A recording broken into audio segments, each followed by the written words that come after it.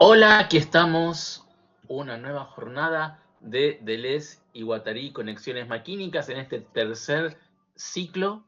Soy Juan Manuel Spinelli y tengo el enorme gusto, el enorme agrado de presentar a una querida amiga, la doctora Alejandra Torres León. ¿Cómo estás, Alejandra?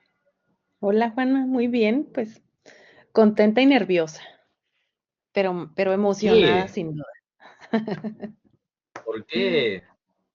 No, no, aquí nadie se pone Bueno, nervioso. pues Muy es parte, es cordial, por parte. suerte.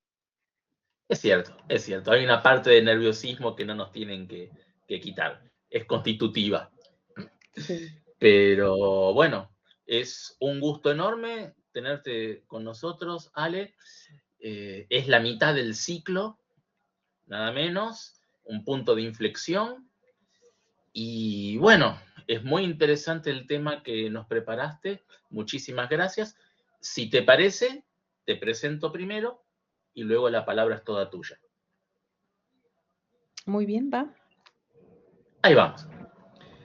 Alejandra Torres León es licenciada en Educación Especial en el área Discapacidad Intelectual por la Benemérita y Centenaria Escuela Normal del Estado de Chihuahua.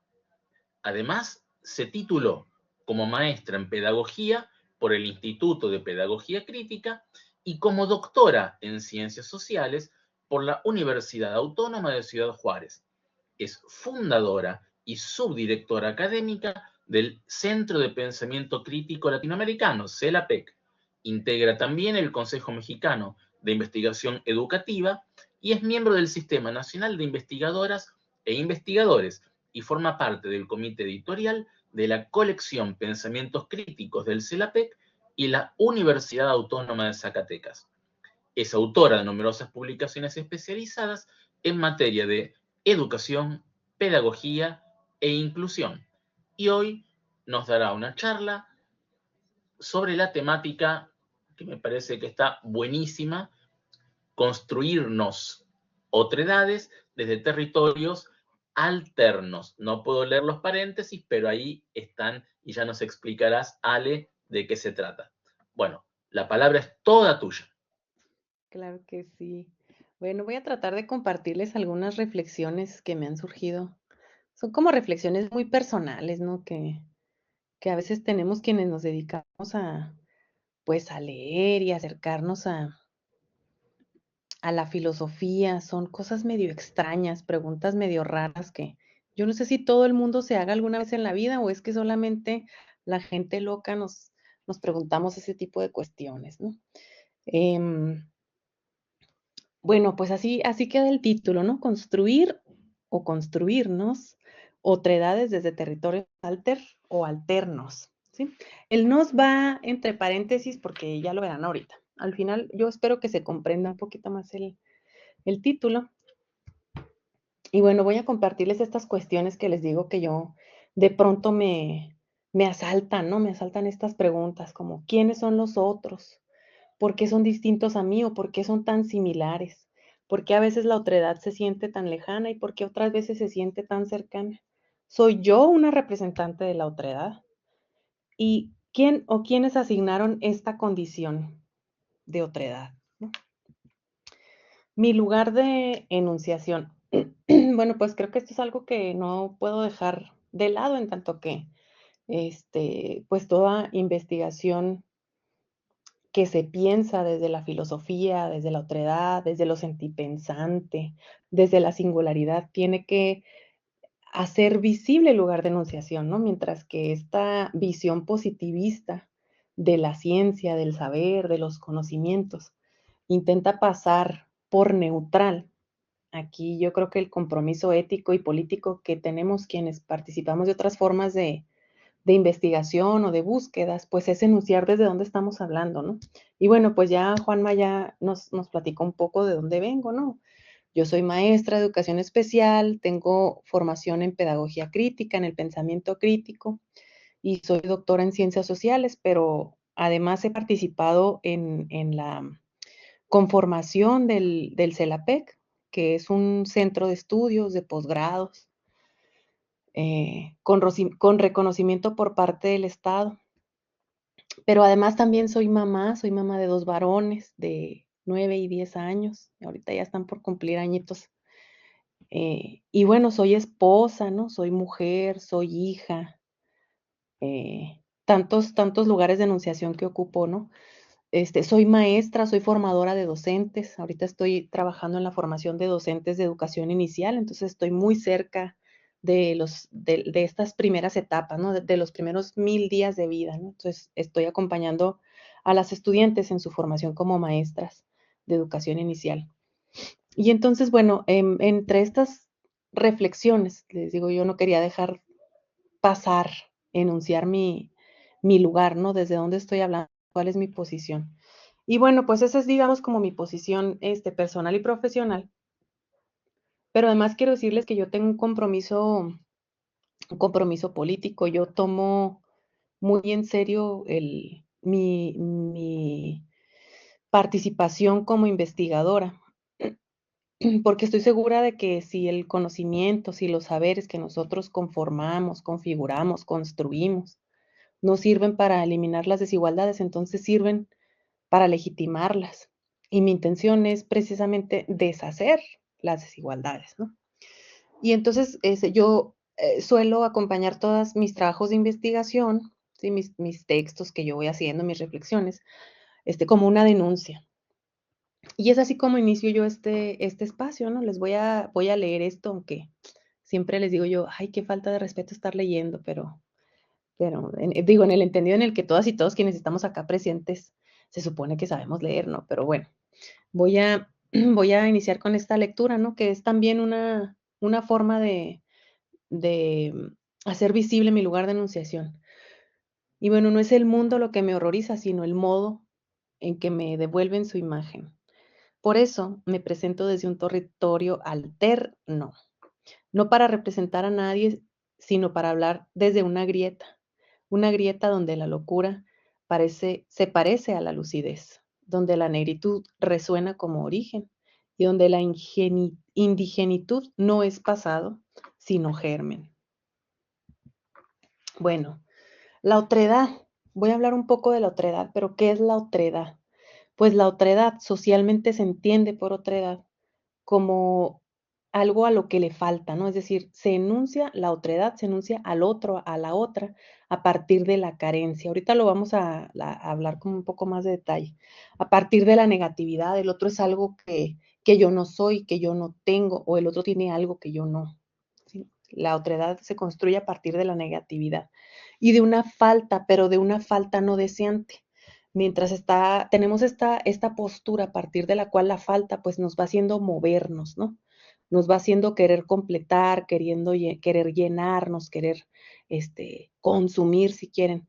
Esta otredad se construye a partir de la falta, pero una falta acabada, es decir, una falta que ya no desea, una falta que así se va a quedar permanentemente en falta, ¿no?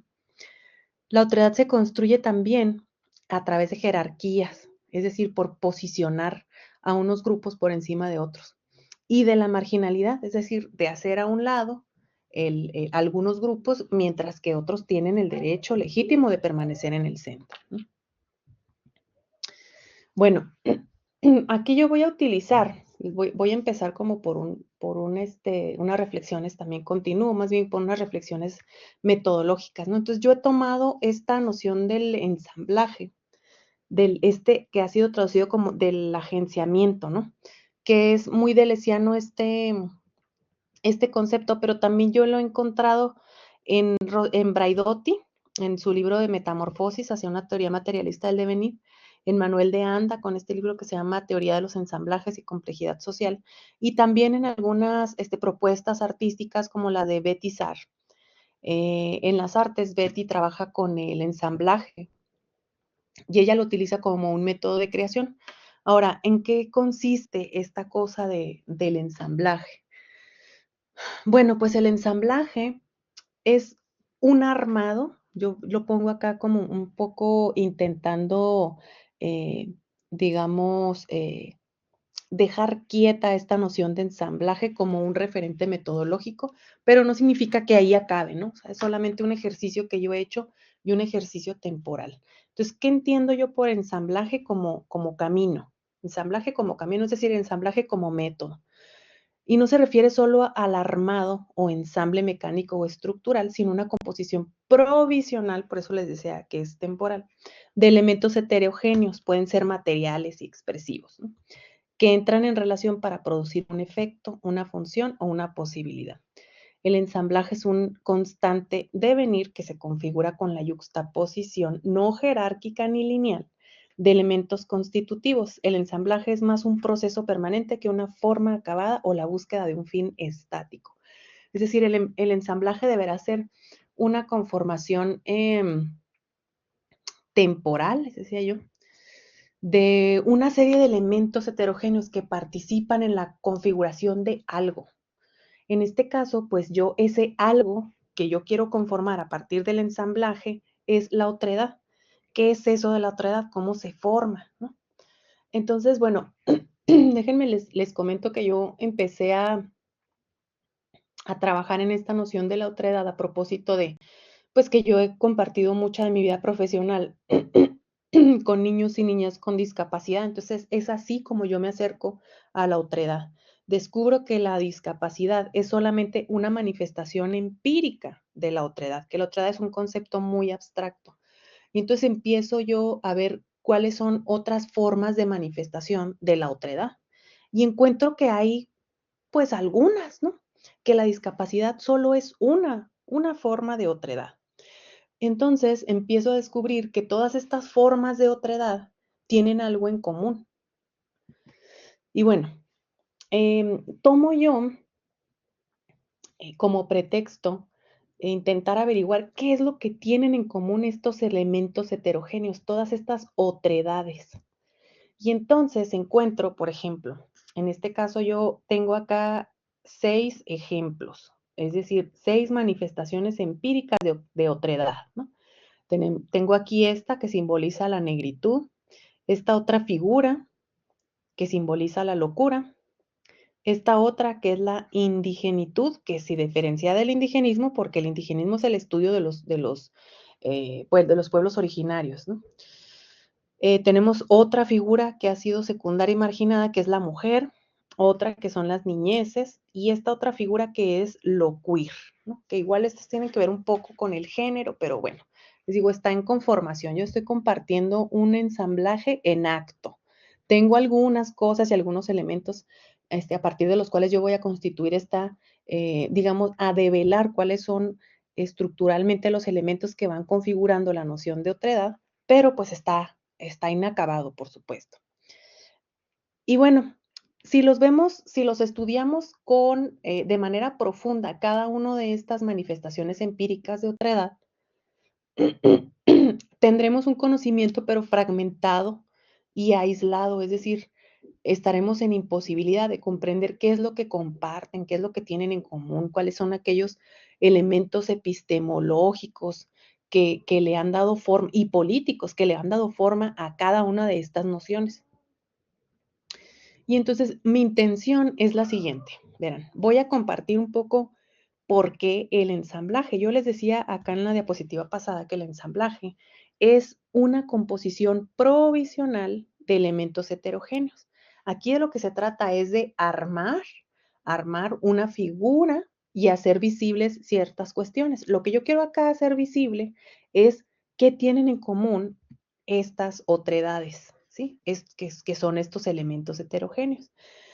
De tal forma que al final, si superponemos y ensamblamos unos contra otros, ¿sí? Unos con otros, así, eh, nos pueden dar alguna pista de exactamente qué es lo que los discursos hegemónicos han utilizado para minimizar o marginalizar a ciertos grupos, porque han utilizado ciertas estrategias de enunciación a partir de las cuales dotan de significado y de sentido a los otros grupos, a las otras clases, para que esa figura central, esa figura hegemónica que ocupa el centro y que está por encima de todo, conserve su lugar de enunciación, y esto pues es a su vez un acto político, ¿no? La enunciación del otro es un acto político.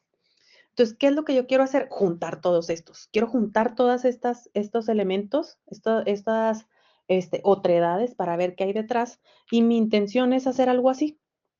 Esto lo muestro así como de manera muy didáctica, ¿no? Entonces tenemos aquí la negritud, yo les decía, ¿no? Tenemos la negritud, tenemos la locura, tenemos la indigenitud y cada una va a brindar a aportes políticos, éticos, epistemológicos, que nos permitan ver cómo nos han configurado los discursos hegemónicos para dotar de sentido nuestra identidad como otros, ¿sí? Como otros grupos, como otras. Y entonces tenemos aquí el aporte, digamos, de la negritud. ¿Qué es lo que aporta la negritud? Bueno, pues a partir de Frantz Fanon y de Aimé Césaire, yo empiezo a desgajar cuáles son las cosas que nos hacen ver a partir de esta noción, ¿no? Más adelante voy a parar un poco acá. La noción de locura yo la conformo por los aportes de Michel Foucault y de los antipsiquiatras Ronald Lang y Thomas Szasz, ¿sí? Luego tenemos los aportes para con un poco más de la indigenitud, que yo estoy basada ahorita en Todorov y también en José Carlos Mariátegui. Tengo como tarea pendiente esta noción de mujer, que esa está en construcción, esa no me voy a aventurar a contárselas, porque si no me quedo a la mitad, me desdigo. También la noción de niñez y por último lo queer. Entonces, con estas 6 nociones, por lo pronto, mi intención es ver esto, qué es la otredad, cómo se ha formado, es decir, qué tienen en común, ¿sí? Mi intención es, a través de esta noción que yo me he apoyado, ¿no? En la propuesta metodológica de Deleuze y Guattard, en 1000 mesetas fundamentalmente, en cómo este ensamblaje que se va conformando, que no tiene fin, que es un permanente devenir, que siempre está en modo construcción, ¿sí? ¿Cómo nos permitirá ver? Si se fijan, aunque esta imagen está aparentemente, digamos, es mi fin, ¿no? Pero es una imagen que no está acabada. Es una imagen que todavía tiene posibilidades de que se le agreguen más cosas. Y eso es precisamente mi intención, ¿no? Construir una noción inacabada y en permanente construcción de otredad, para que siga en construcción, ¿sí? Bueno, estas manifestaciones de otredad ya les decía yo que están como categorías empíricas. La negritud está conformada por los aportes de Fanon y Césaire, y la justificación epistemológica que yo encuentro aquí es el intento que tienen estas reflexiones de estos autores por descentrar al sujeto universal como el sujeto blanco. Es decir, sacar del centro ese imaginario, ¿no? De que el blanco es el que toma decisiones, de que el blanco es el referente de humanidad. La justificación política, pues estos, tanto Fanon como Césaire son eminentemente políticos y hacen una denuncia al racismo estructural y colonial, ¿no? El colonialismo fundamentalmente. La justificación ética en este momento pues tiene que ver con el reconocimiento de la vida negra como una vida digna y como una vida permitida, socialmente permitida, ¿no? Es decir, no negada, no silenciada, no sobajada, no destituida, sino una vida digna. Luego tenemos como otra categoría empírica, es decir, como otra edad, la locura. Y esta, les digo, yo me basé en los aportes de Foucault, de Ronald Lang y de Thomas Szasz. Y aquí pues hay una crítica a la medicación o a la medicalización, como diría Ivan Illich, del sufrimiento. Es decir, aquí es como una patologización de la vida, pero no solamente de la vida, sino de la existencia. Es decir, aquí de lo que se trata es de criticar la forma en la que ha sido utilizada la locura como una manera de criticar ciertas formas de vida, ¿no? Entonces, la justificación política es precisamente la denuncia al encierro y a la exclusión psiquiátrica, que es básicamente el encierro, ¿no? La justificación ética se trata aquí de la afirmación del derecho a la diferencia psíquica. Sonó algo, no sé, ya no sé, como no puedo ver la pantalla, no sé qué se escuchó por ahí. Bueno, Sí, teníamos una pregunta, pero me parece, Alec, David, que es mejor dejarlas para el final y ahí contestamos todo. Digo yo, no sé, salvo que vos, Alec, quieras. Muchas gracias, profe. perfecto. Gracias. Bueno, Gracias. tenemos aquí también a la indigenitud como otra manifestación de otra edad, como otro ejemplo de otra edad. Y yo lo hice, hasta ahorita lo he construido a partir de los aportes de Todorov y de José Carlos Mariátegui. Aquí la justificación epistemológica tiene que ver con la recuperación de saberes ancestrales y cosmogónicos, pero también para mí estas dos están como bien ligadas, la política y la epistemológica, con la resistencia frente al despojo territorial y simbólico.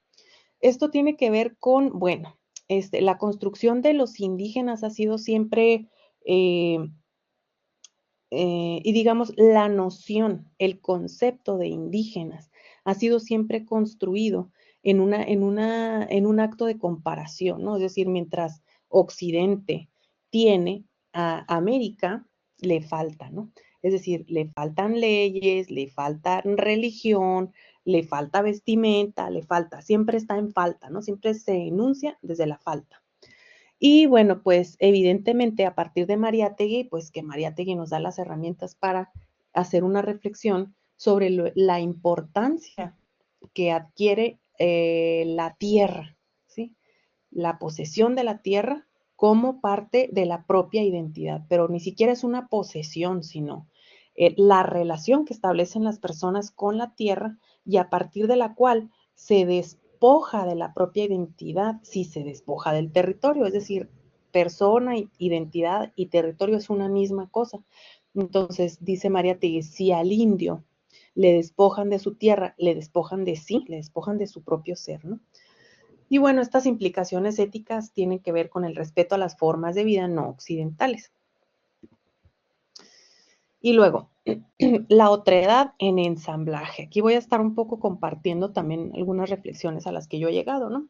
La otredad no es un estado natural, o sea, no se nace otro, a nosotros nos dicen que somos otro, ¿sí? Es una operación discursiva, un mecanismo mediante el cual los grupos hegemónicos designan al otro, lo que les decía ahorita, como carente, deficitario e inferior. Todorov nos permite pensar que el bárbaro es aquel que cree que su cultura es la única, así como los europeos, ¿no? Que llegan a la América y que empiezan a juzgar y a ver la vida de la gente originaria de acá, de América, y empiezan a pensar este pensamiento bárbaro, ¿no? Empiezan a tener como estas ideas de que su cultura es la única y que las que están viendo en ese momento son otras, son diferentes y que son inválidas, ¿sí? Desde Foucault podemos entender que los discursos no solo nombran, sino que producen realidades, cuerpos, pero además exclusiones, que esto yo creo que es lo que atraviesa o digamos que es el fundamento que está detrás de todas mis reflexiones, ¿no? Es decir, la forma en la que entendemos al otro, la forma en la que nos relacionamos con el otro, tiene más bien, la forma en la que entendemos al otro tiene la repercusión de cómo yo me voy a relacionar con el otro, ¿sí? Es decir, si yo entiendo al otro como alguien inferior, entonces lo voy a excluir, lo voy a discriminar, le voy a negar su participación, le voy a negar la posibilidad de su propia existencia, voy a minimizar su ser, a minimizar, a inferiorizar sus formas de vida, lo voy a patologizar, ¿no? Dice acá la locura como una forma de otra es patologizada, la negritud es racializada y la indigenitud es folclorizada. Lang y Sass, que son estos antipsiquiatras, nos muestran que la psiquiatría actúa como un dispositivo de normalización o aniquilar, ¿sí? Pues, si lo vemos así de la locura, ¿no? A veces no hace falta que se aniquile a la locura, como aniquilar a la persona, pero sí la medicación es una buena forma de aniquilar a la locura, en tanto que no se le permite ser, es decir, a la locura se le acaba, ¿no? Y el medicamento es un buen mecanismo por medio del cual se niega y se acaba y se corta, ¿no? Que quizás proponen estos antipsiquiatras, quizás la locura es solamente un momento, un lugar, un territorio que debemos de habitar y trascender, pero con el encierro en instituciones psiquiátricas y con la medicalización de la locura y con la patologización de la vida, lo que se hace es tapar ese trayecto, ¿verdad?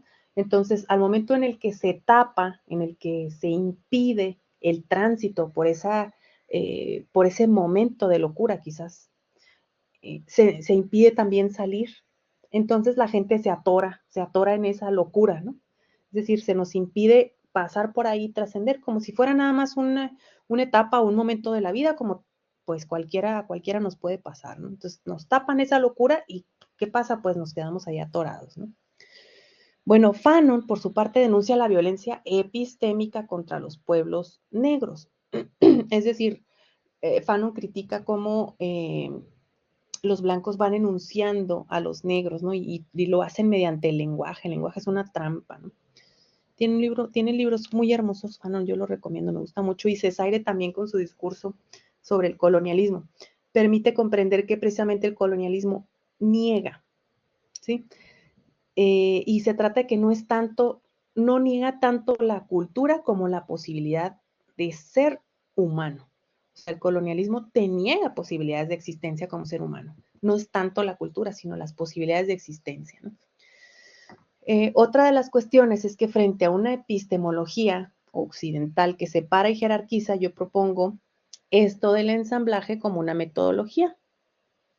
Deleuze y Guattard dicen que este agenciamiento, o sea, el ensamblaje, es una forma de organización múltiple y rizomática.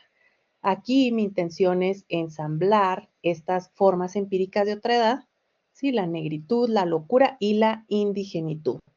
Lo que comparten estas manifestaciones empíricas de otredad o estos ejemplos de otredad es la exclusión, la jerarquización y el silenciamiento. Hablar desde territorios alternos es reconocer que el conocimiento territorializado importa. El sur global, pues afirmo yo, no es solo un lugar geográfico, sino también es un ejercicio epistemológico. Estos territorios alternos también son cuerpos marcados, son memorias negadas y afectos no domesticados que se resisten a ser encerrados, a ser nombrados, a ser cosificados. Son espacios donde la voz florece en medio del escombro, ¿no? Proponer una ontología de la otredad, que eso es en lo que yo me encuentro trabajando, es decir, en ver cuáles son estas estructuras a partir de las cuales se nos nombra como otros, como otras. Este ejercicio de ontología de la otredad no se trata nada más de describir, sino de imaginar como lo posible o lo imposible. Se trata de construirnos, es dejar de pensar al otro como un objeto, como una cosa, como un objeto de estudio, ¿no? Se trata de pensar en redes, en afectos y en nos otredades. Es decir, pensarnos como otros, como otredades, nos permite también pensar en nosotros, es decir, en colectivo, ¿no?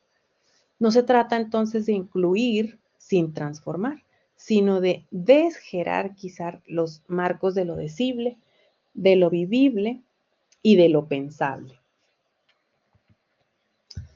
Y bueno, puse yo acá una pequeña reflexión, ¿no? Desde esta orilla no traigo certezas, traigo fragmentos y los ensamblo aquí con ustedes. Si algo emerge o se deshace, es porque pensarnos es también transformarnos. Bueno, yo lo dejo ahí porque me gustaría, no sé, a partir de esto quizás haber provocado algunos movimientos, algunas cuestiones, algunos interrogatorios que hayan ustedes guardado por ahí. Y bueno, voy a dejar de compartir pantalla para compartir palabra. Bueno, ahí vamos a arrancar ya con la pregunta de David. Ya te paso, David. Simplemente yo me quedé impactado porque fue sintético, pero a la vez muy ágil y abriste un montón de puntas que se nota que estás trabajando y va a haber, creo que, un montón para charlar también. Así que bueno, sin más prolegómenos. David, adelante, ¿cómo estás?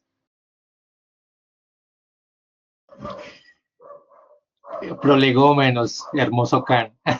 Oye, eh, primero le agradezco a la profesora ponente, demasiado interesante la ponencia, ¿sí? Creo que abre más el campo para que nos pensemos frente a la que ella propone, ¿sí? Mi pregunta sería la siguiente.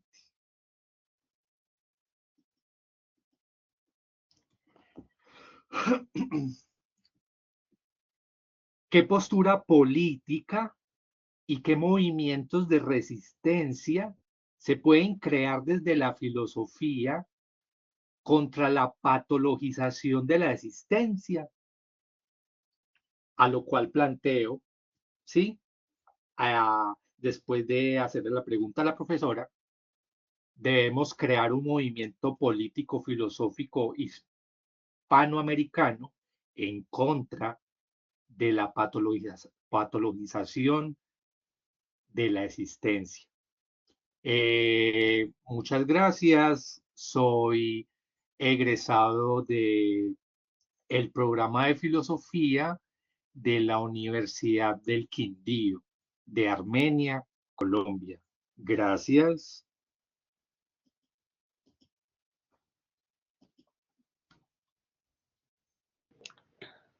Muchas gracias, David.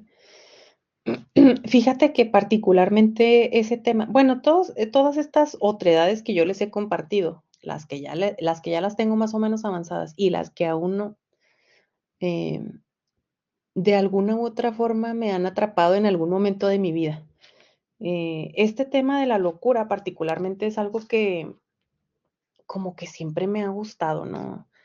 Eh, no sé, siempre me encuentro como buscando cosas de gente loca, ¿no? De gente que ha sido tildada como loca, que en algún momento se Es un, estuvo es un proceso internada. filosófico antiguo. Sí, pero me gusta mucho porque me permite más que cuestionar la locura, me permite cuestionar la normalidad. Y yo creo que los antipsiquiatras han sido muy incisivos en hacer estas Como Ronald críticas. Lane, sí. Sí, como Laing, ajá. Ronald Laing a mí me parece, pero que es hasta casi que romántico, ¿no? Ah, porque él es así como todo lindo, como todo fenomenológico, ¿no? Tiene muchísimas implicaciones hasta emocionales con los pacientes, es como se me hace a mí por demás humano, ¿no? Y esto es como, creo que es un acercamiento muy filosófico a la locura. Entonces, a partir de aquí, pues a mí lo que me ha permitido, yo no podría decir así como, cómo podemos hacer un movimiento de resistencia contra la patologización de la existencia, ¿no? Porque, bueno, dos cosas.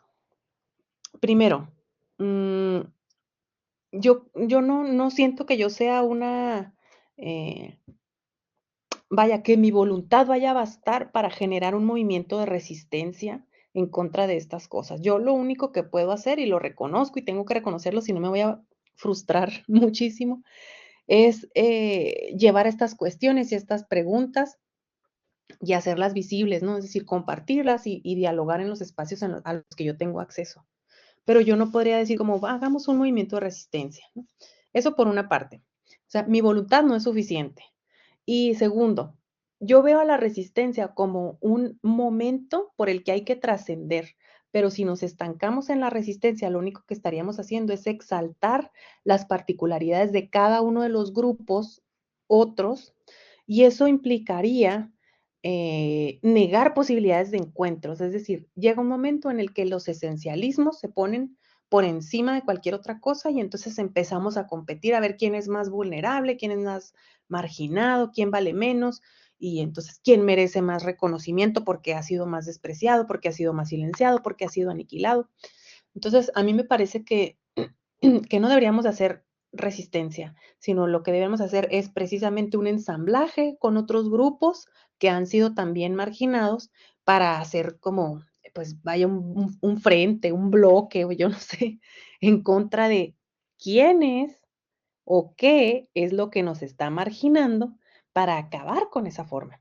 El problema es que aquí lo que nos está marginando es una formación social que es predominantemente capitalista y que se alimenta, ¿sí?, de todas estas desigualdades. Entonces, como es una relación y no una persona o un grupo corporativo que se reúne los domingos a tomar café y a ver cómo van a dominar al mundo, entonces lo que pasa es que resulta muy complicado em, deshacer estas formas de relacionarnos, ¿no? Así que yo, para mí, o sea, solo tenemos de dos sopas. O em, cuestionar nuestra vida cotidiana, por muy mundana que sea, las relaciones que tenemos en la familia, en la escuela, en el trabajo, cuestionar esos espacios tan cotidianos o hacer una tremenda revolución. Yo creo que solo hay de dos sopas. Creo que en este momento no hay condiciones para hacer una tremenda revolución. Si las hay, me Ah, uniré. Pero por lo pronto, solo me queda como consuelo estos pequeños espacios de reflexión y de encuentro que tengo con los compañeros y las compañeras para cuestionar. Oye, ¿y tú por qué me dices loca? Primero, ¿no? Y segundo, ¿y a ti quién te dijo que yo no quiero estar loca y que ser loca está malo? Y que me deben quitar lo loca, ¿no? No sé, David, si te respondí o si generé no, más preguntas. llegué a esa pregunta pensando, sí, no lo sé, pero llegué a ese punto frente a lo que hizo Foucault, Deleuze, bueno, etcétera, de intelectuales en Francia, frente a su movimiento, pues que es respetable, pues yo no lo comparto, pero bueno, que ya sabes a qué me refiero, ¿cierto? Acerca de la defensa de la pedofilia. Entonces, solamente lo pensé desde ahí, pero en cuanto a lo que tú planteas de buscar una forma de repensar la otredad, ¿sí? Pero buscando un punto de acción. Entonces, si no se piensa, si no se puede pensar filosóficamente el concepto de otredad, ¿sí? Como una forma, digamos, de resistencia, entonces, ¿qué nos queda? Dime, ¿qué nos queda? ¿Qué nos queda? Yo sé que es grandioso el aporte que estás planteando y que tienes mucho camino por recorrer y mucho por investigar y uno se plantea, se contrarreplantea, ¿sí? Entonces, pues, no sé entonces finalmente en qué quedaría tu investigación acerca de la otredad en estos momentos. ¿Qué podremos esperar frente a lo que tú planteas? Ah, sí, mira, pues es que es muy interesante porque en realidad, yo no, mi intención no es hacer una investigación práctica, es decir, algo que traiga soluciones. Mi intención más bien es como generar espacios, generar pretextos para repensar y para volver a preguntarnos por qué las cosas son como son, por qué están ocurriendo de esta forma, ¿no? ¿Por qué me marginan? ¿Por qué me minimizan? O sea, todos y todas somos otras y otros en algún momento de nuestras vidas, ¿no? Es decir, todos hemos sido minimizados, inferiorizados, desacreditados, discriminados, se nos ha negado la posibilidad de participación, o sea, algunos ni siquiera son discriminados, sino totalmente son excluidos, algunos son aniquilados, es decir, ni siquiera se les permite existir o vivir, ni siquiera se les nombra, a otros ni siquiera se les mira, ¿no? O como me pasó a mí que me expulsaron de la universidad por defender la filosofía occidental, desgraciadamente. Ujú.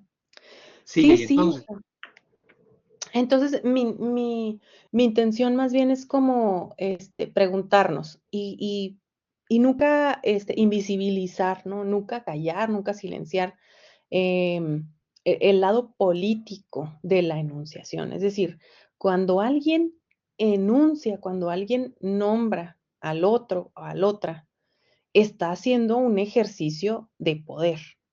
Es decir, está ocupando una posición por encima del otro, de tal forma que estar por encima del otro le permite, le da las facultades para nombrarle, ¿sí? Para decirle, tú eres así, tú eres asá, tú eres asá, ¿no?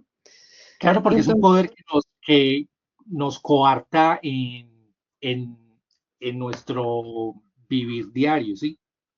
Claro, ¿cierto? ujú, sí, nos Tienen una, nombran, nos dicen quiénes somos, cómo deberíamos de ser, qué es lo que no somos, qué es lo que no podemos ser, qué es todos lo que no locos, vamos a poder por ejemplo. hacer. Ajá.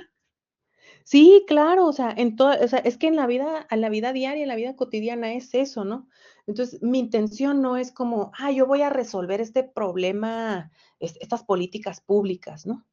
¿Por qué? Porque de entrada yo garantizo que a ningún hacedor de políticas públicas le va a interesar este discurso, pero aunque no le interese, es una posición política la que ocupa ese hacedor de políticas públicas al enunciar al otro, ¿no? Es decir, al hacer todas estas, este, ¿cómo se llaman estas?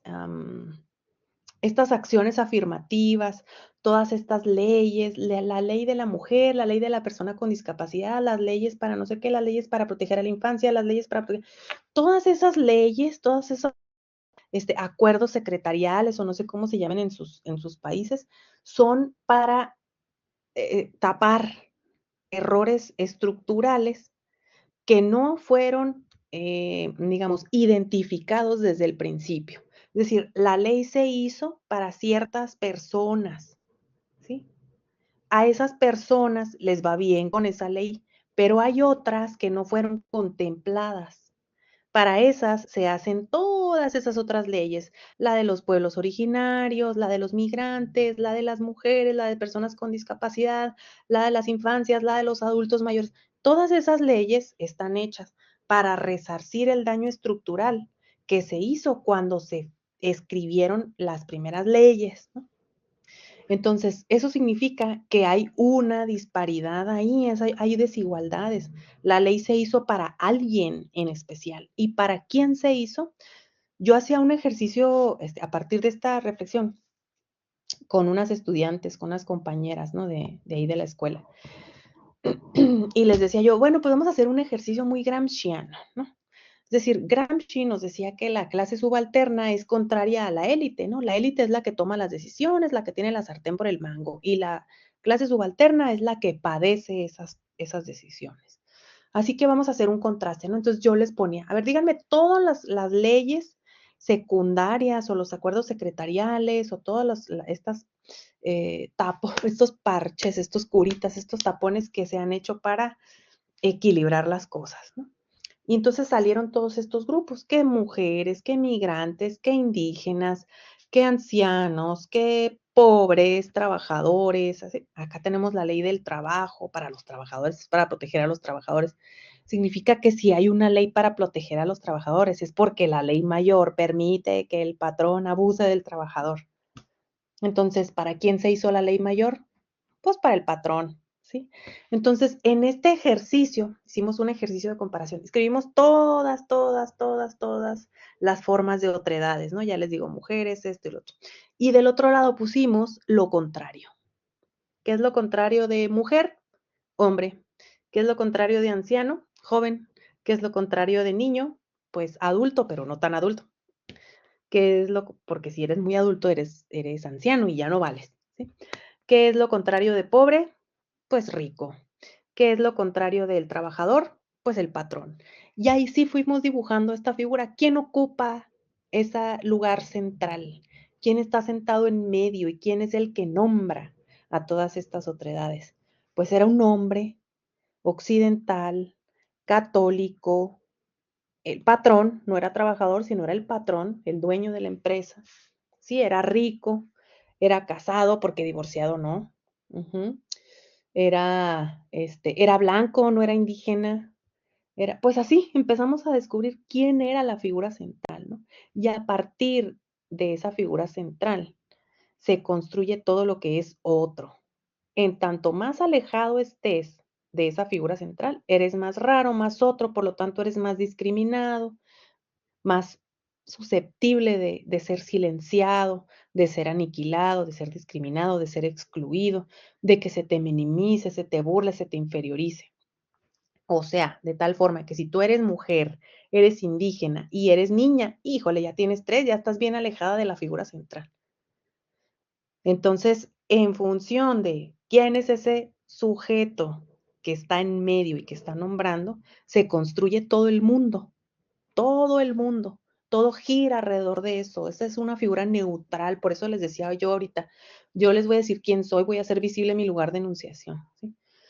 Y, y bueno, no sé si un poco he continuado con el diálogo, David. Oye, profesora, entonces, ¿cómo salirnos o cómo no salirnos de esas relaciones de poder Foucaultianas frente a lo que tú concibes como otredad? Esa es una pregunta difícil. Qué pena, no querías, no quería. No, pues mira, yo la verdad pienso que no hay primero no hay una salida individual. Yo creo que tiene que ser una salida colectiva, que tiene que ser una salida consensuada. Y también creo que no hay una forma de salir, en tanto que no hay solo una forma de opresión, sino un montón de formas de opresión. Yo creo que se tienen que trabajar ahí en lo cotidiano, eh, de una por una, ¿no? Es decir, estoy siendo yo oprimida o estoy viendo que alguien está siendo oprimido, pues me uno, me sumo. ¿Y qué es lo que comparto a lo mejor con ese varón que es niño y que aparentemente no tiene nada que ver conmigo, que porque yo represento otras otredades y él representa unas otredades distintas? Bueno, pues, ¿qué es lo que tenemos en común para unirnos, no? Y hacer una denuncia para que se acabe esta opresión. Pero creo que no debería, pues, de haber una receta, en tanto que no hay una receta tampoco para aplicar una opresión. Hay un montón de modalidades, intensidades, formas en las que se oprimen a unos grupos o a unas clases. Y yo creo que la respuesta tendría que ser, como territorializada, ¿no? Es decir, claro que tengo algunos ejemplos, ¿no? De resistencias, algunos ejemplos de grupos o actos que van cuestionando, pero, mm, no se pueden replicar, no se pueden, porque cada grupo tiene su peculiaridad, ¿no? Lo que sí es indiscutible es que tenemos que hacer alianzas y tenemos que, cuestionar estas formas de opresión, ¿no? Entonces te hago una pregunta. Si tú eres profe, ¿cierto? De filosofía, eh, te das cuenta que una amiga, por ejemplo, o una alumna, la catalogan como esquizofrénica, por ejemplo. ¿Qué Sí. podrías tú hacer frente a esa problemática? Pues mira, de entrada no creo que sea un problema, pero yo preguntaría, yo creo que yo le preguntaría a mi compañera: "Oye, ¿cómo te puedo ayudar?". Porque a lo mejor mi forma de entender la ayuda para el otro es distinta a la que ella necesita. Entonces, lo primero sería, así de entrada, como sin prejuicios y con un auténtico interés de acompañar al otro, preguntar: "¿Qué necesitas?". Porque bueno, yo he convivido, ¿no?, en espacios laborales con personas que han sido, como diagnosticadas con alguna, condición, psiquiátrica. Entonces, Pues yo trato de acompañarles, de ser pertinente, de preguntar, ¿ves? Hay gente que yo noto que se incomoda bastante con el contacto de humano, se incomodan. Y entonces yo lo que trato de hacer es cuando yo veo que esas personas están incómodas, le hablo, ¿no? Yo suelo como hablarle, oye, ven, tengo que decirte algo. Entonces, ya sabe y se sale, ¿no? Se sale y me dice: "Gracias", y se va. Entonces, porque yo ya sé que no le gusta el contacto, que yo ya sé que le abruma estar en reuniones. Entonces, yo suelo como ser un pretexto para esa persona para que salga, ¿sí me explico? Entonces, de lo que trato primero es como de desestigmatizar esas formas de convivir y esas formas de vida que tiene la gente y preguntar: "Oye, ¿qué necesitas?". O yo observar, pero para eso se necesita, yo creo que también una dosis de cariño, ¿no? De comprensión auténtica, más allá de la cosa aparente o algo que tenga que ser como que obligatorio. Sí se requiere de cierta dosis de cariño y de comprensión y deseo de ayudar y de acompañar al otro en su forma de vivir. O sea, ¿qué necesitas? Oye, no sé, tratar de ahí acompañar en las autolesiones, de contenerlas, pero siempre y cuando la otra persona se sienta acompañada, no se sienta violentada. No sé, creo que no, ese tema de la locura no, pienso yo que si le damos esta connotación de enfermedad, es ahí cuando se quiere negar esa forma de existencia y es cuando la persona se siente atacada, ¿no? Cuando se siente violentada, cuando no le permites ser.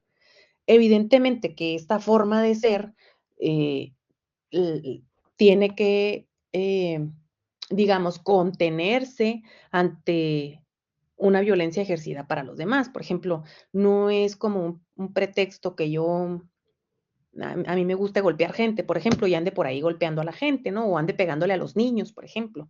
Entonces, ahí sí yo diría: "Oye, espérame tantito, pues, o sea, sí, muy lo que tú quieras, muy tu forma de vida, pero aquí hay violencia", ¿no? Y hay una violencia, abismal, en tanto que la diferencia que hay entre ustedes y las posiciones de poder que ocupan, pues, oye, entonces, no es tampoco como esto que comentabas ahorita, ¿no?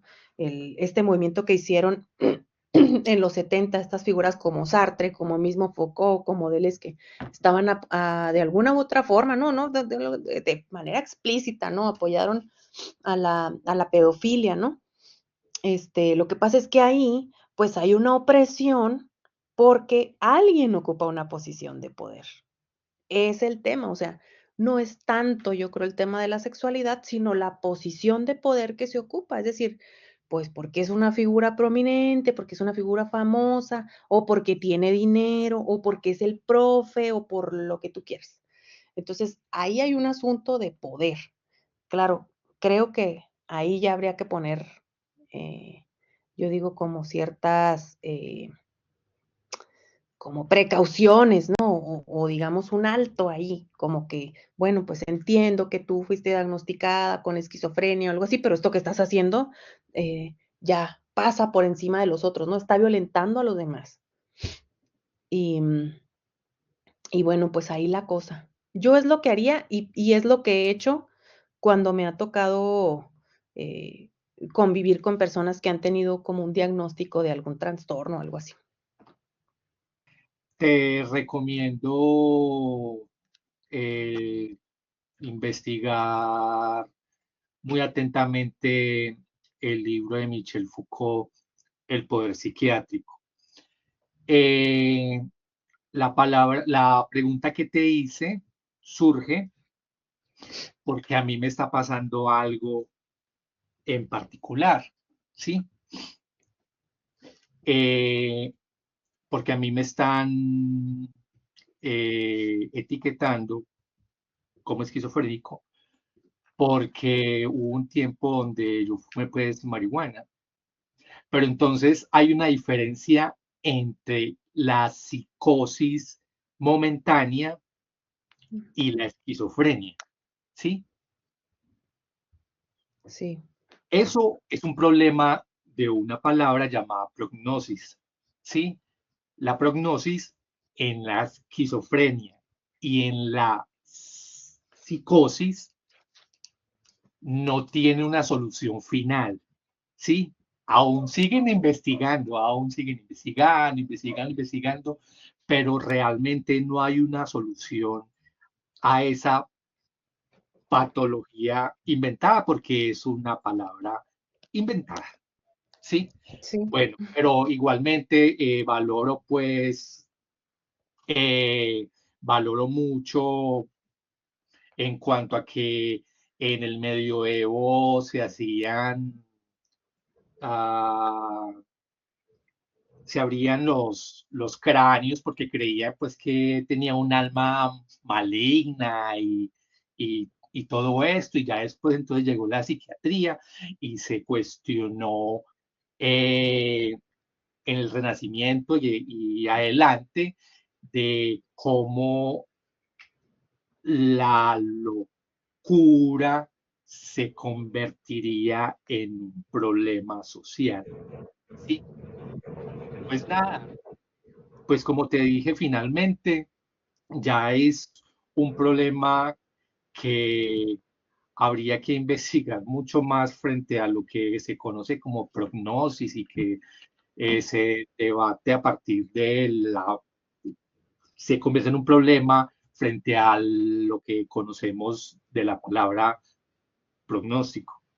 Entonces, pues, no, solamente te quería dejar esa inquietud y no sé, es un problema que estoy viviendo y no sé si tenga una salida porque en estos momentos yo estoy mal diagnosticado.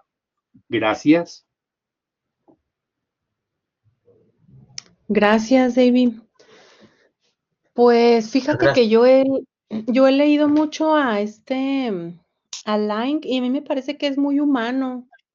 Yo no sé si ya te has acercado un poco a él, a las propuestas de Lang.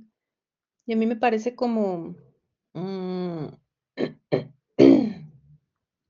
pues una propuesta bastante sensible, yo diría, bastante sensible, porque no niega eh, esta connotación de locura, ¿no? Ni la patologiza, ni la ve como una situación negativa, sino incluso a mí me hace reflexionar como bueno, o sea, y si atravesar ese periodo, ¿no? Em, es precisamente lo que hizo Jesucristo, ¿no? O estas figuras como históricas que han sido tomadas como un ejemplo de lucidez tremenda, ¿no? Y que a partir de ellos se han generado un montón de textos y libros y reflexiones y dogmas y lo que tú quieras. Entonces, yo digo porque, digo, no soy católica y no soy fehaciente lectora de la Biblia, pero entiendo que Jesús se fue 40 días y 40 noches, ¿no? Entonces yo he llegado a pensar como, bueno, ¿y si estaba como en un episodio? Si estaba como en un episodio y él se fue y quería un tiempo libre y se fue y regresó, es decir, regresó a su momento de lucidez y entonces eso le permitió ver la vida de otra forma, ¿no? En cambio, nosotros lo que queremos es negar ese tránsito por ese momento, por ese episodio, lo tapamos, ¿no? Lo negamos, lo taponeamos y lo que hacemos es que la persona se estanque en él y no permita como trascender ese momento, ¿no? Y esa propuesta de Laing a mí me hace entender como, válgame, o sea, pues quizás la connotación negativa que se le ha dado a la locura no sea tal, ¿no? Quizás si le quitamos esa connotación, eh, podamos entender esta categoría de locura de otra forma, ¿no? Muchas gracias por tu intervención y en serio te felicito por este espacio que has creado para que dialoguemos en torno a la otredad. Y ya, para finalizar, solo te digo que finalmente me di cuenta que soy autista y soy feliz y orgulloso. Gracias y hasta luego, que estén muy bien. Gracias, David. Bueno, muy interesante realmente el diálogo entre David y Alejandra, muy, muy fructífero me parece.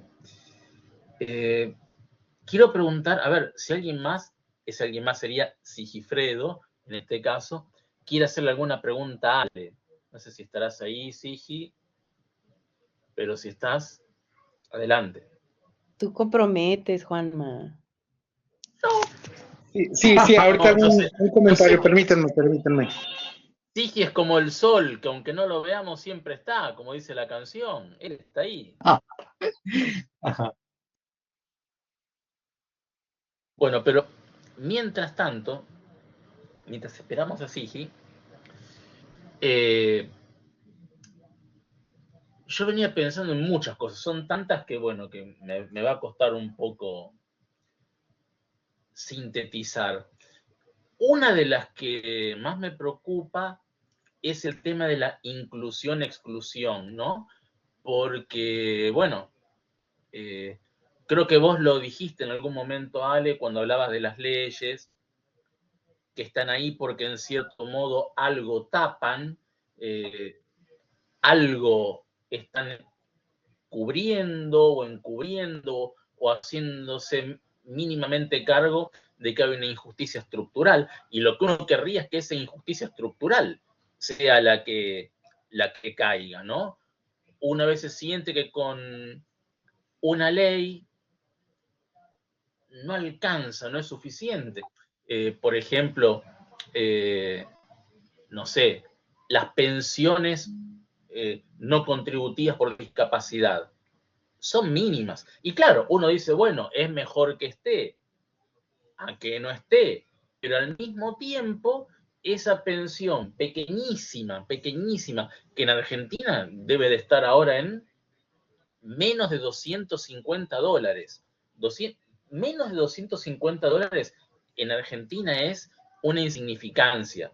No sé cómo lo que sea en otros países, pero es algo que no alcanza para absolutamente nada.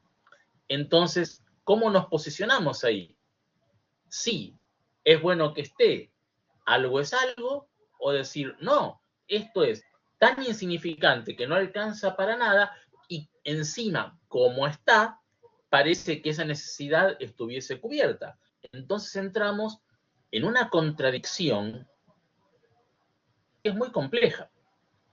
Y lo mismo en otras cosas relacionadas con la inclusión y exclusión, pero eso lo menciono después para no hablar de tantas cosas juntas.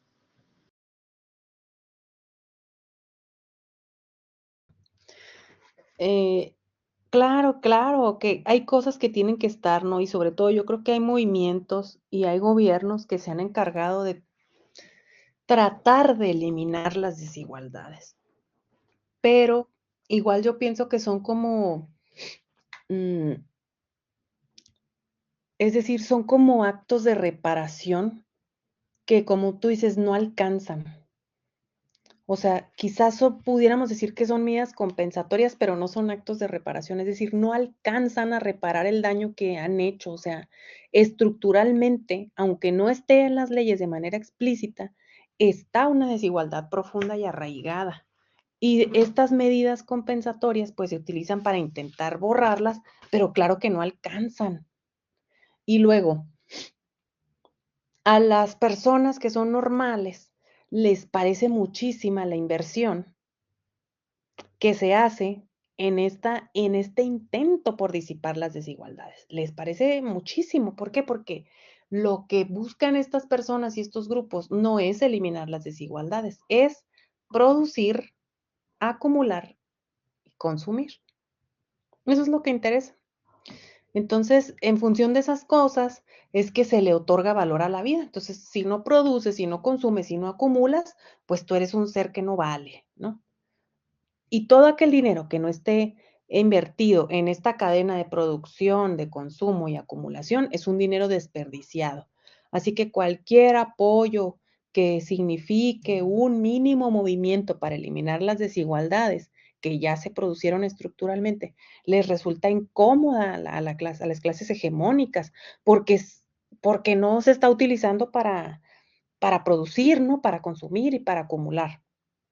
Y eso es un problema, porque es la misma clase hegemónica la que toma las decisiones o la que le encarga al gobierno en turno que se hagan tales o cuales leyes, que se destinen tales recursos para tal o cual cosa. Entonces, evidentemente que esta gente lo que le interesa es esta cadena de producción, ¿no?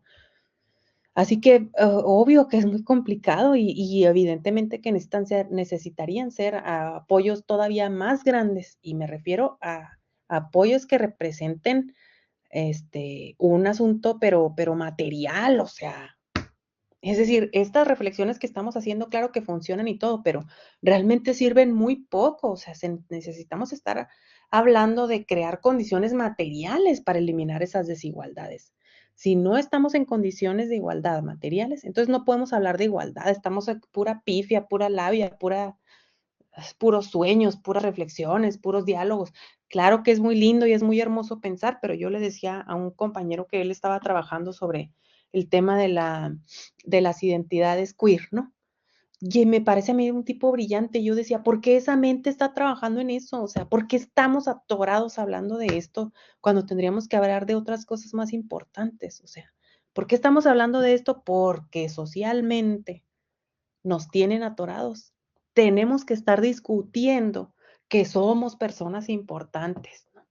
Como en aquel segundo concilio papal, cuando se dieron cuenta que los indígenas también tenían alma. Por favor, ¿y quién lo había dudado? O sea, no tendríamos por qué estar hablando de eso. Claro que la tienen, claro que valen, claro que son personas, claro que somos personas que valemos y que también podemos estar compartiendo espacios y quitar del centro esos grupos hegemónicos, ¿no? Entonces, claro que hay medidas compensatorias, pero yo creo que no son suficientes, igual que tú, Juanma, ¿no? Para mí no son suficientes. Claro, pero además toda la discusión se genera, bueno, hablaste del alma recién, y aunque es otro contexto, otra cuestión bastante distinta, algo similar pasa con la locura, ¿no? Porque primero una discusión sobre el alma. ¿Las mujeres tienen o no tienen alma? ¿Los indios tienen o no tienen alma? Ahora, es una discusión sobre un concepto hasta aquí indemostrable. No sabemos si hay algo así como el alma. Hay quienes dicen que sí, quienes dicen que no. La ciencia no ha Total, demostrado muy en buena absoluto su posición. existencia. ¿Cómo? Que totalmente he aceptado tu aporte. Claro. eh, y, en- y discutimos sobre algo con respecto a lo cual, bueno, no parece haber un parámetro muy claro. Pero lo mismo con la locura, ¿no? O sea, en otro contexto, ¿qué es la locura? Porque locura es un concepto, a mi modo de ver, muy vacío, un significante muy vacío, en el que pretendemos poner 10.000 cosas absolutamente distintas unas de otras, y lo único que parecen tener en común es, bueno, esta persona tiene comportamientos que no son socialmente aceptables. Está Lo enfermo, moral.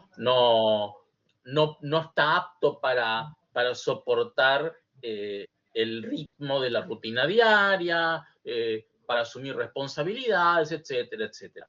Pero en la bolsa de la locura hay de todo.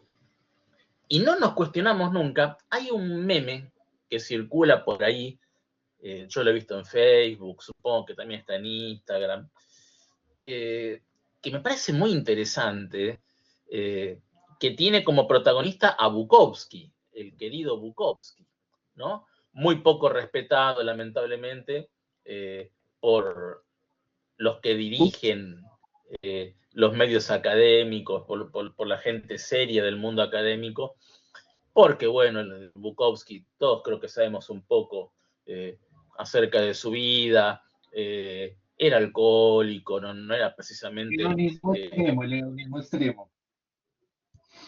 Claro, no era el ejemplo, ¿no? de alguien trabajador, esforzado, aunque tenía sus trabajos, pero bueno, no importa.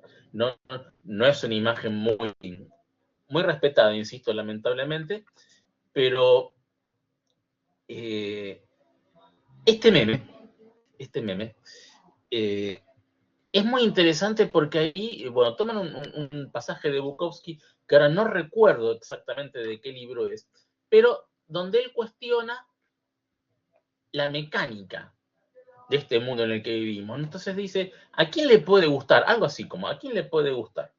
Madrugar, sentarse en el inodoro, mientras se lava los dientes apresuradamente, tragar el desayuno, porque es prácticamente tragarlo, vestirse a las apuradas, salir corriendo como un enajenado, atravesar un tránsito interminable para llegar al lugar de trabajo, estar ahí 8 horas y que te exploten y generar ganancias para otro. ¿Eso es cuerdo? ¿Un mundo que funciona así? ¿Podemos decir que es un mundo cuerdo? Ni hablar Y si hablamos luego, de otras cosas. otra cosa, como podríamos hablar de inclusión, o sea, ¿quién quiere formar parte de ese mundo? Exactamente.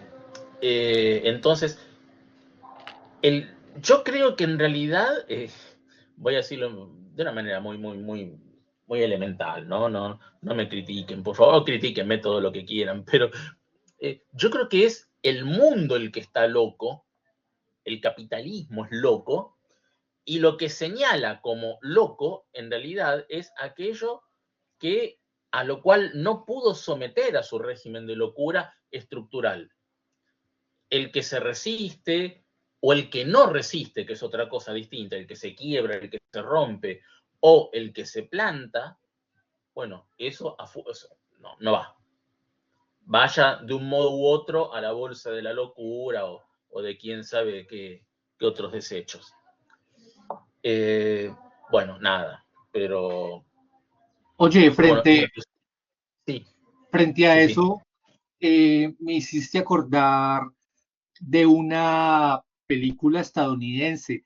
Desgraciadamente en estos momentos no recuerdo el nombre, pero se trata de la vida de un hombre, pues en cuanto a lo que tú dijiste con respecto a Bukowski, eh, muestran cómo el tipo se levanta, se cepilla los dientes, se viste, bla, bla, bla, bla, bla. Y entonces va narrando lo que el tipo va haciendo, hasta llegar al punto donde él se da cuenta que lo está narrando. Y a Ujú. partir de él empieza a confrontar todo lo que le está pasando en su diario vivir. Presento disculpas por el nombre de la película, en estos momentos no me acuerdo. Bueno, pero sí es una cosa así. Y es increíble, ¿no? O sea, somos supuestamente los seres más racionales del planeta y vivimos de guerra en guerra. Y vemos las guerras como algo que forma parte de, de no sé qué mecanismo racional, o sea, como si hubiese una racionalidad de las guerras. No lo vemos como algo radicalmente irracional, demencial, que no hay nada que justifique, ni razones económicas, ni razones culturales, espirituales, religiosas. No hay nada que justifique esa monstruosidad que es la guerra. Y sin embargo, siempre se las pretende insertar en una lógica racional. ¿Qué puede haber de racional en la guerra? No sé, miles de otras cosas que tienen que ver con nuestra vida cotidiana, con la forma en que consumimos, nos vestimos, nos vinculamos. Eh, es una locura invisible o legitimada. David, sí. Disculpa, me acordé de la película, se llama Más extraño que la ficción. Se la recomiendo. Ok, ok. Y tenemos. Sigifredo escribió acá en el chat. Gracias, Sigi. Dice, gracias por la exposición. Invita a repensar muchas cosas.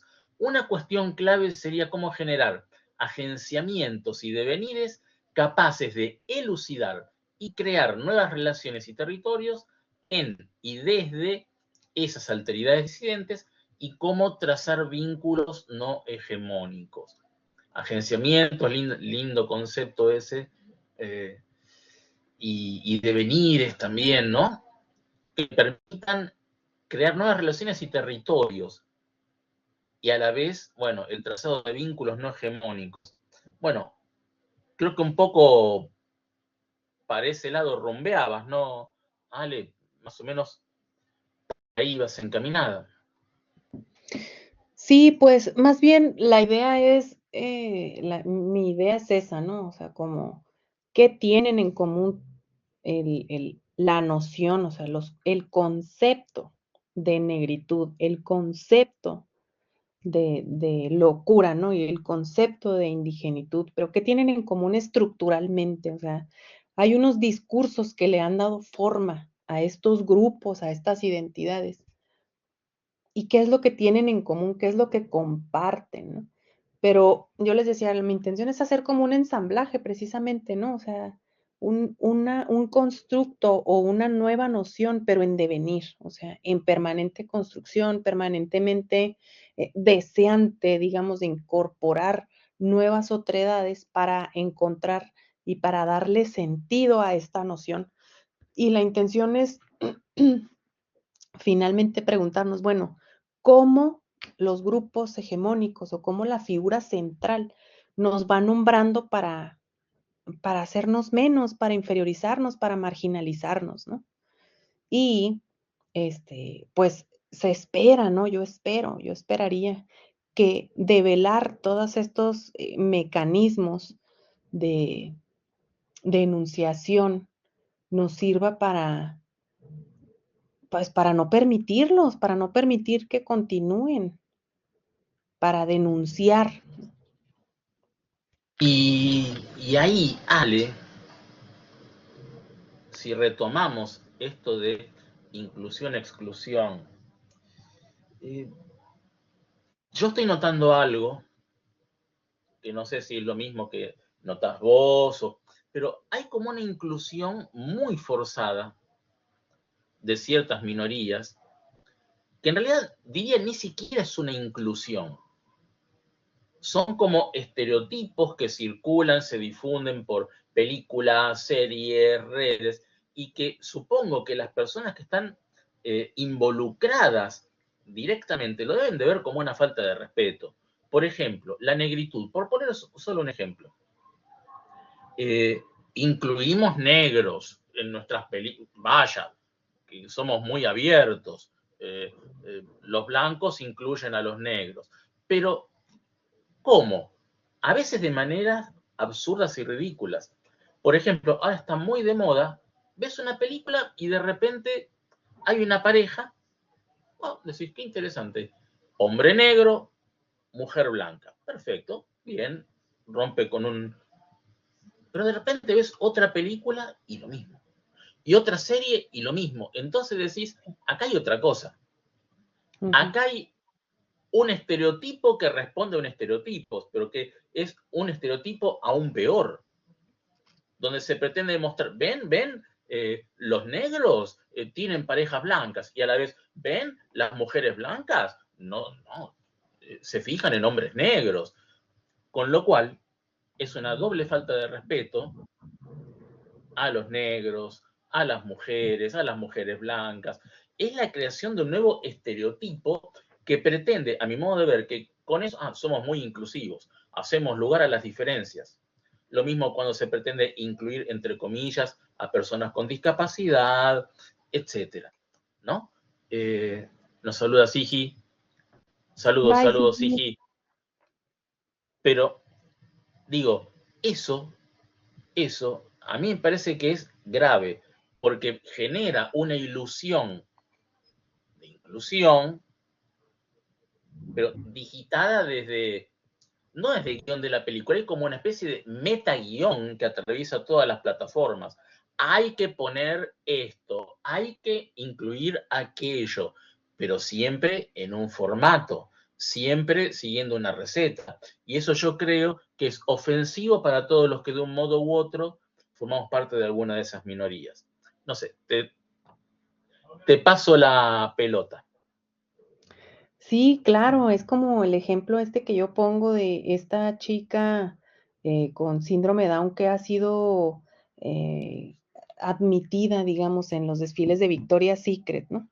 Y entonces, ¡ay!, pues todo el mundo está muy contento porque esta chica y mi pregunta es como, o sea, ¿realmente quieres que esta chica sea un objeto sexual de consumo para cómo? O sea, no entiendo hacia dónde va la inclusión, no me queda claro, ¿no? O sea, en lugar Es de que estar cambiando estereotipos, lo que quieren hacer es sumar estereotipos, pero al final de cuentas lo que le interesa a Victoria's Secret es incrementar sus ventas y verse políticamente correcto, ¿no?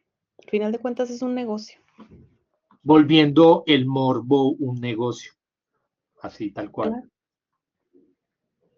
Y claro que la chica es, o sea, la entrevistan y ella está totalmente muy contenta y muy feliz, pero yo me pregunto, ¿eso es inclusión? O sea, ¿vamos a jugar a eso? ¿Vamos a jugar a que todos somos parte, a que todos tenemos oportunidad, a que no, a mí se me hace que estamos muy mal, o sea, si la intención es sumar a estas personas a la línea de producción, creo que mejor no juguemos a la inclusión, mejor no juguemos a eso.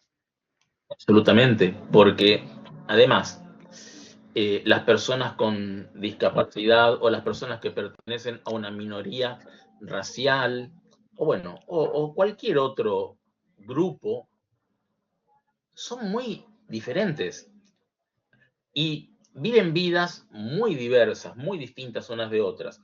Al repetir, al repetir de una manera casi calcada sus comportamientos, sus gustos, sus preferencias, sus elecciones, lo que hacemos es modelar un estereotipo que es tanto más perverso cuanto que simula no serlo. Porque hay estereotipos que, bueno, ok, en el fondo no fingían serlo, no se los encubría, pero esto sí, y es muchísimo peor, porque eso parece dejar tranquilas a muchas personas, bueno, están todos incluidos, pero resulta que eh, las personas gay son todas iguales, los discapacitados o personas con discapacidad, todos iguales, todos los negros ahora tienen mujeres blancas, hijos mestizos, y eso es un uso perverso de la inclusión, un uso muy perverso, porque en Convirtiendo la, realidad, sí, perdón, David. convirtiendo la diferencia como en una moda pasajera.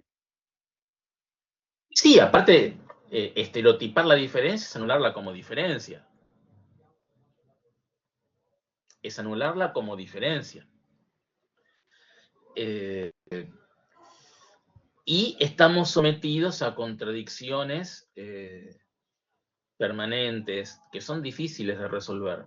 Una dialéctica que parece que no puede llegar a buena síntesis. En mi caso, Ah, bueno, yo tengo una discapacidad motriz de nacimiento. Y cuando yo era niño, mi primera reacción era, bueno, no, yo soy absolutamente como todos los demás y por ahí no veía o no tomaba conciencia de los obstáculos concretos y reales que me limitaban. Entonces yo quería hacer absolutamente lo mismo que hacen todos. Si los demás corren, yo tengo que correr. Y si trepan un árbol, y yo tengo que poder trepar un árbol, ¿por qué no? Y si juegan al fútbol, y bueno, pero yo también tengo que poder, al menos ser arquero. O sea, era negar de algún modo esa realidad. Ahora, después pasamos de eso a todo lo contrario, que es, bueno, agacho la cabeza, tengo mi certificado que dice que soy una persona con discapacidad, acepto las reglas del sistema, juego con esas reglas, es mejor esto que nada, hasta que también te cuestionas eso, ¿no? Que es un poco lo que decía Sale, ¿no? Si yo me quedo en la resistencia, no paso tal vez a una parte más creativa, más abierta, me quedo ahí atrincherado, defendiéndome en mi pequeño territorio. Ahora, entre esos dos polos que yo mencionaba recién, es muy difícil llegar a una síntesis. porque estamos sometidos a contradicciones todo el tiempo que realmente son muy, muy difíciles de resolver.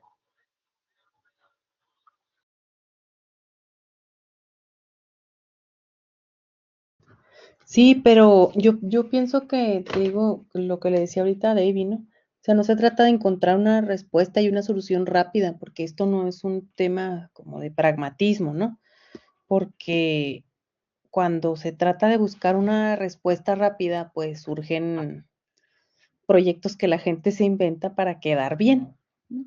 Para cumplir con algún requisito, no porque auténticamente quiera resolver un problema y un problema real, sino a lo mejor es un problema enunciado por alguien más. Quizás alguien ya se inventó alguna solución y luego enuncia un problema nada más para echar a andar su solución, no sabemos. Entonces, pues hay un montón de cosas que tendremos que poner sobre la mesa, ¿no? Cuando, digo, antes de tomar una decisión, antes de hacer un movimiento, de dar un paso o de enunciar, ¿no? Y lo difícil en lo que respecta a la politización colectiva es que estos grupos, bueno, no son homogéneos. Dentro del grupo de las personas con discapacidad, no es que todos son qué sé yo, personas con una conciencia militante y con ideas emancipatorias, y no, hay de todo. Lo mismo con cualquiera de los grupos que vos mencionaste y con los que trabajás. No hay una homogeneidad que facilite la politización, la movilización, la apertura hacia las demás minorías. Es sumamente complejo. Están totalmente atravesados esos grupos por las contradicciones que mencionábamos.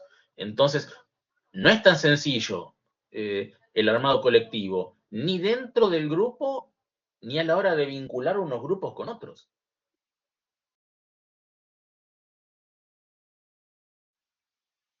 Feminismos, por ejemplo, bueno, hay ¿cuántos? ¿Cuántos feminismos hay?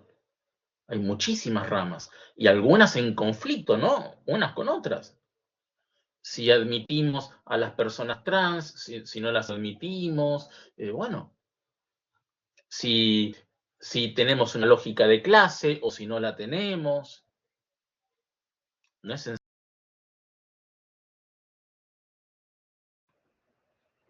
Sí, claro, es un tema de, te digo, de estar repensando y de ver más allá que solo pensar en esencialismos. O sea, no es ver quién gana la batalla, ver cuál sufre más, sino quizás cómo podemos sufrir menos, ¿no? Me gusta esa idea, Ale, y está bueno eso. Es como un pequeño gran objetivo, ¿no? ¿Cómo sufrir menos? Sí, sí, yo me quedo con eso. Así que, bueno, yo diría, si no hay otra pregunta de parte de David. Sí, hay. Bueno, David, Eh, para, va tu pregunta o tu comentario y luego ya vamos terminando la.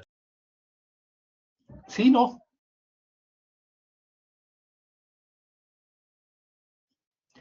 Lo que iba a decir es que finalmente no queda más que disfrutar, ser bizarro o raro.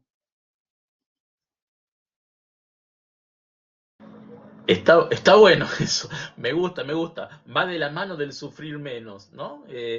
Sufrir menos implica, de algún modo, hallar un goce, un cierto goce en eso, ¿no? En ser bizarro, ser raro, en la medida en que se pueda. Sí, sí, sí, me Y gusta. darle un sentido a la Eh, vida, Y cuidar que darle no se haga una a la- ganancia secundaria. claro, claro, tal cual. Bueno, Ale, ha sido un gusto, como decía al comienzo, pero bueno, plenamente reafirmado tenerte aquí en este espacio. Eh, la verdad es que nos dejaste un montón de cosas para pensar y para hacer también, ¿no? No estoy pensando el pensar como algo escindido del hacer o de la acción, y creo que tampoco es lo que vos te proponés, ni mucho menos. Pero digo, nos dejaste ahí un poquito de tarea para el hogar y para fuera del hogar. Yo te agradezco mucho, como siempre, tu compromiso, la claridad de tus ideas, y bueno, nos veremos pronto. Muchas gracias por la invitación. Claro, Que estén muchas muy bien. gracias. Hasta Un luego. abrazo. Bueno, nos vemos y bueno, terminamos aquí la grabación y nos saludamos en off. Hasta pronto.